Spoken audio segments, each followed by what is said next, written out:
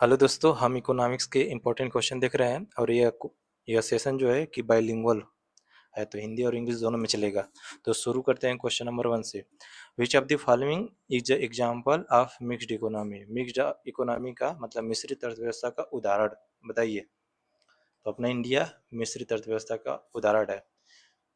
एक होती है कैपिटलिस्ट इकोनॉमी और एक होती है सोशलिस्ट और एक होती है मिक्स्ड इकोनॉमी। तीनों याद रखेंगे। ये होती है पूंजीवादी, समाजवादी और मिश्रित। ये यूनाइटेड स्टेट की है पूंजीवादी, जो प्राइवेट सेक्टर ज़्यादा होते हैं। इसमें गवर्नमेंट सेक्टर होता है, सरकार की बात होती है, ज़्यादा सरकार करती है सब कुछ। अच्छा, जीडीपी का फुल फॉर्म बताइए। Grass domestic product. ठीक है, ग्रास डोमेस्टिक प्रोडक्ट जीडीपी का फुल फॉर्म होता है। जीडीपी क्या होता है हम समझा देते हैं। अपने देश के भीतर मान लीजिए अपना एक कंट्री है, ठीक है दोस्तों, जो कोई भी चीज़ अगर प्रोडक्शन होगा, जो भी चीज़ हम यहाँ पे प्रोडक्ट बनाएंगे, चाहे वो विदेशी कंपनी बना रही है चाहे भारत कंपनी, सबका मतलब मिला के वो होगा जीडीपी। उसकी वैल्यू जो होगी जीडीपी होगी। ऐसा नहीं है कि हम बाहर से कोई यहाँ पे बनाए सामान और फिर भारत में हम ला रहे हैं, तो नहीं, भारत के अंदर जो मैन्युफैक्चर हो रहा है उसकी बात कर की जाती है बस। Next question, micro economics. ठीक है, माइक्रो इकोनॉमी के अंतर्गत कौन आएगा?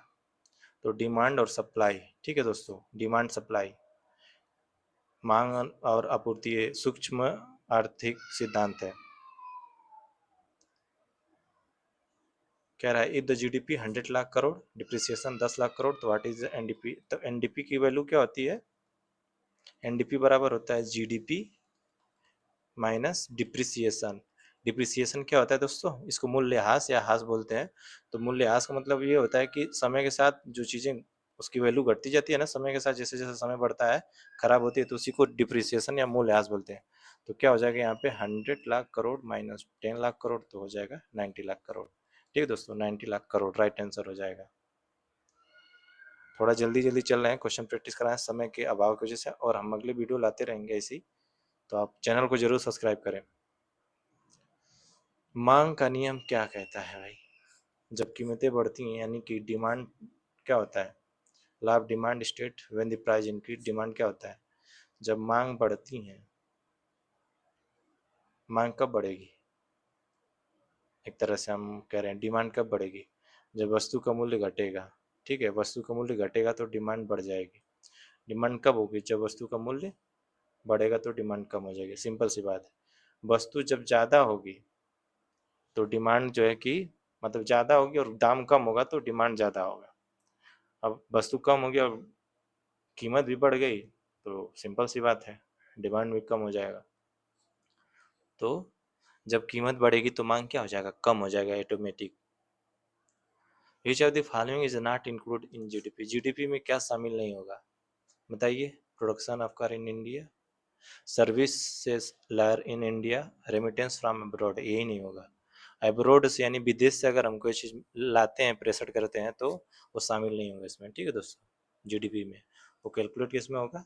जीएनपी का पार्ट हो जाता है वो, grass national product. The term invisible hand in economic associated with.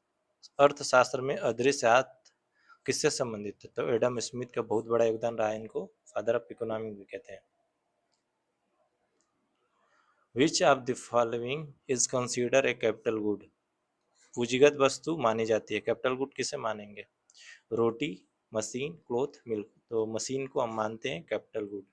किसको मानते हैं? मशीन को। क्यों मानते हैं मशीन को? क्योंकि मशीन से हम कोई चीज़ प्रोडक्शन या प्रोडक्ट कोई बना सकते हैं ना, प्रोडक्शन कर सकते हैं। Which sector currently contributes the most of India GDP? वर्तमान में भारत में जीडीपी का अधिक योगदान किस क्षेत्र में है? वर्तमान में भारत में जीडीपी का किस क्षेत्र में सबसे अधिक है? तो हो जाएगा सर्विस, यानी इसको बोलते हैं हम सेवा क्षेत्र का। सेवा क्षेत्र का सबसे अधिक योगदान होता है। एग्रीकल्चर नहीं होता है। क्यों नहीं होता? सबसे ज़्यादा एग्रीकल्चर होता है लेकिन नहीं होगा। कारण क्या है कि वैल्यू बहुत कम होती है इसकी। ठीक है दोस्तों, ये भी है, कमी मैन्युफैक्चर भी बहुत कम होता है भारत में। तो सर्विस सेवा क्षेत्र में पैसा बहुत होता है। इसको समझ भी सकते हैं कि एक आलू लिए हम, आलू एक आलू दाम बहुत कम होगा, फिर आलू को इंडस्ट्री में ले जाएंगे, थोड़ा सा कीमत बढ़ी, फिर इंडस्ट्री के बाद हम तृतीयक क्षेत्र यानी कि हम सर्विस क्षेत्र में चिप्स बना के बेचेंगे, तो चिप्स का दाम सबसे अधिक होता है ना, तो इस हिसाब से हम समझ सकते हैं इसको। यहाँ कितना आलू का दाम कम था और यहाँ पे जो है कि दाम बढ़ गया, ठीक है। अब यहाँ पे और अधिक दाम बढ़ गया, तो सर्विस क्षेत्र में जाते समय बहुत दाम बढ़ता है सर्विस क्षेत्र में, सर्विस सेक्टर में, तो यही सेवा क्षेत्र हो जाएगा इसका राइट आंसर, ठीक है दोस्तों। विच of the following is not feature of capitalism? पूंजीवाद की विशेषता नहीं है, पूंजीवाद की विशेषता नहीं है, बताइए। प्राइवेट ओनरशिप, प्रॉफिट मोटिव, तो सेंट्रल प्लानिंग, इकोनॉमिक को सेंट्रल में रखना प्राइवेट सेक्टर की विशेषता नहीं है, पूंजीवाद सेक्टर की विशेषता नहीं है। तो सोचिए क्यों ऐसा है। सरकार क्या करती है कि भाई सबको बराबर ऐसा रहे कि सबकी आय लगभग बराबर रहे, एक तरह से बराबर रहे, मतलब एक तरह से अनइवन ना हो, इक्वलिटी ना हो लोगों के बीच। तो इसलिए क्या होता है, जिसकी आय ज़्यादा होती है उसके पे टैक्स लगता है, जिसकी आय कम होती है उसके ऊपर टैक्स नहीं लगता। हालांकि इनडायरेक्ट टैक्स बहुत सारे लग जाते हैं, वो बात अलग है। विच of the following is renewable resource? निम्नलिखित में से कौन सा नवीकरणीय संसाधन है? बिल्कुल इजी क्वेश्चन है ये, तो बताइए जिसको हम पुनः उत्पाद कर सकते हैं। तो सोलर एनर्जी, सौर ऊर्जा नवीकरणीय संसाधन है। What is the main objective of monetary policy? मौद्रिक नीति का मुख्य उद्देश्य क्या होगा? सरकार बनाती है ना मॉनेटरी पॉलिसी, तो इसका मुख्य उद्देश्य क्या होगा? इंक्रीजिंग इंपोर्ट, इंपोर्ट करना, अधिक अपने देश में अधिक मंगाना सामान है, नहीं। कंट्रोलिंग इन्फ्लेशन, महंगाई को जो है कम करना, महंगाई को है कंट्रोल करना, ठीक है दोस्तों। What is the correct formula of GNP? तो जीएनपी का करेक्ट फार्मूला बताइए क्या होता है? जीएनपी का फुल फॉर्म क्या होता है? Gross national product. इसका करेक्ट फार्मूला क्या होगा?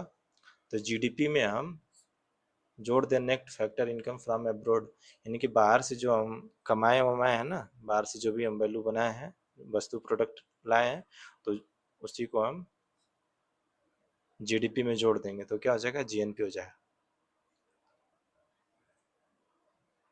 फैक्टर कास्ट बोलता है, नेट फैक्टर, फैक्टर भी ध्यान दीजिएगा। Who prepare the economic survey of India? Bharat का आर्थिक सर्वेक्षण कौन तैयार करता है? तो ministry of commerce, ministry of finance, in reverse RBI, reserve bank of India. तो मिनिस्ट्री ऑफ फाइनेंस जो है कि भारत का आर्थिक सर्वेक्षण तैयार करता है, ठीक है दोस्तों। भारत का आर्थिक सर्वेक्षण तैयार करता है। सब बेहतरीन क्वेश्चन है दोस्तों, और आगे और क्वेश्चन आते रहेंगे ऐसे, तो चैनल को जरूर सब्सक्राइब करिएगा।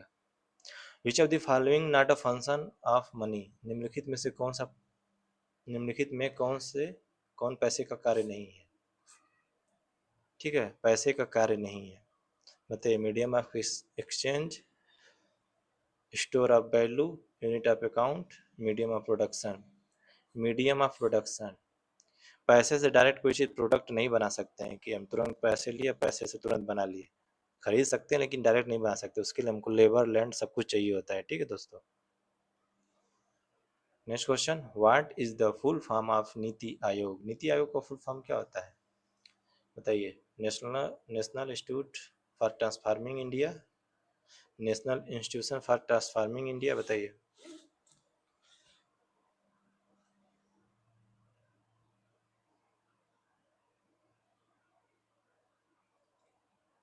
इसका राइट आंसर हो जाएगा 16 का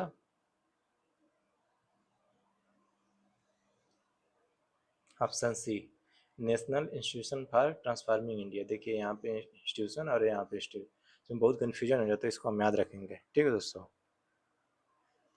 demand for which good is in elastic, ठीक है, इन इलास्टिक है। किस वस्तु की मांग जो है अकुंचनीय है, मतलब कि वो दाम बढ़ने पे भी हमको ज़रूरत उसकी पड़ेगी, ऐसा नहीं है कि दाम बढ़ा तो हम उसको नहीं लेंगे तो काम चल जाएगा। बताइए, लग्जरी कार, कोई वो नहीं है। Diamond ring, salt, sorry demand कह रहे हैं, जिस वस्तु की मांग अकुशल नहीं है, मांगा, ठीक है। जिसे दाम बढ़ने पे, दाम अगर बढ़ गया, प्राइस उसका बढ़ गया वस्तु का, तो भी हम उसको क्या करेंगे ना, कि हम लेंगे जरूर, उसी को बोलेंगे अकुचनीय है, इनइलास्टिक। यानी कि उसका कोई मतलब नहीं है कि हम दाम बढ़ गया तो हम उसको ना लें। तो ज़रूरत की चीज़ें है ना, बेसिक नीड्स है, तो हमको इसको ज़रूर चाहिए, खाना नहीं ना बना सकते इसके बिना। विच of the following is a direct tax? प्रत्यक्ष कर है, तो प्रत्यक्ष कर कौन सा? Income tax. जो अपना टैक्स होता है इनकम टैक्स, वो प्रत्यक्ष कर होता है ना। अब बताइए, इनकम टैक्स पे डायरेक्ट टैक्स लगता है, जीएसटी भी इनडायरेक्ट टैक्स है। जीएसटी कब लागू हुई थी? 1 जुलाई 2017 को। देखिए, when was GST implemented in India? GST कब लागू हुई थी? कब लागू किया गया जीएसटी को? तो 1 जुलाई 2017 को जीएसटी को लागू किया गया था, 1 जुलाई 2017 को। Who introduce the concept of deficit financing? घाटा पूर्ति की संकल्पना किसने दी थी? घाटा पूर्ति की संकल्पना किसने दी है? तो जेएम किन्स दिए हैं घाटा पूर्ति की संकल्पना। विच of the following is not counted in national income? राष्ट्रीय आय में निम्नलिखित में से कौन शामिल नहीं है? तो बताइए। सेल ऑफ ओल्ड फर्नीचर, जो पुराना फर्नीचर है उसको बेचना ही राष्ट्रीय आय में शामिल नहीं होगा। क्यों नहीं होगा? क्योंकि जब वो प्रोडक्शन होता है, जब मैन्युफैक्चरिंग होता है, उस समय जो है उसको हम कैलकुलेट कर लेते हैं, इस वजह से। विच reflects the real growth of economy? वास्तविक आर्थिक विकास कौन दर्शाता है? तो रियल जीडीपी। वास्तविक आर्थिक जो है, रियल मतलब रियल, बस रियल ग्रोथ कौन दर्शाएगा? तो real GDP. What is the main objective of economic planning? आर्थिक योजना का मुख्य उद्देश्य क्या है? आर्थिक योजना का मुख्य उद्देश्य क्या है? Increase export, remove regional inequality. क्या हो जाएगा? Remove regional inequality. ठीक है, रीजनल इनइक्वालिटी नहीं होना चाहिए। यही आर्थिक योजना का अगर मेन पर्पज कहा जाए तो यही होना चाहिए। ठीक है दोस्तों, किसी भी रीजन में ऐसा नहीं है कि मान लीजिए एक स्टेट में कोई वस्तु सामान, मान लीजिए यूपी में हमको कोई सस्ता मिल रहा है, बिहार में महंगा मिल रहा है। ठीक है दोस्तों, तो हम यूपी में मतलब ऐसा नहीं होना चाहिए। तो यहाँ पे जो वस्तु है यहाँ पे सेम लगभग मिलना चाहिए, बहुत ज़्यादा डिफरेंस नहीं होना चाहिए, ये कहने का मतलब है। इनइक्वल नहीं होना चाहिए।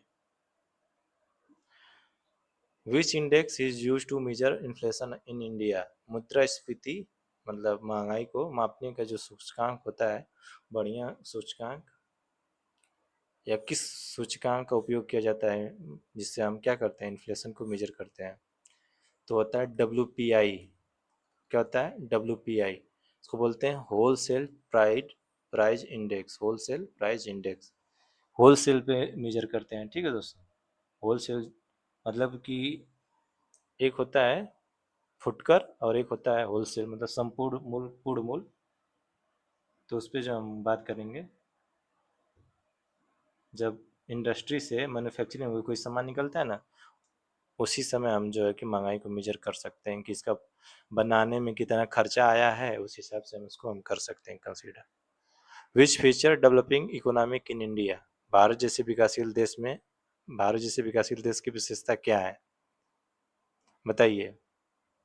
ये होता है हाई डिपेंडेंस ऑन एग्रीकल्चर। कृषि पे ज़्यादा निर्भर होना ही भारत की यही विशेषता तो है। विकासशील जैसे भारत जैसे विकासशील देशों की विशेषता है, कृषि पर ज़्यादा निर्भर है ना, क्योंकि यहाँ पे प्लेन एरिया ज़्यादा है, तो इस वजह से कृषि ज़्यादा होती है। धन्यवाद दोस्तों, अगर वीडियो पसंद आई हो तो चैनल को ज़रूर सब्सक्राइब करें।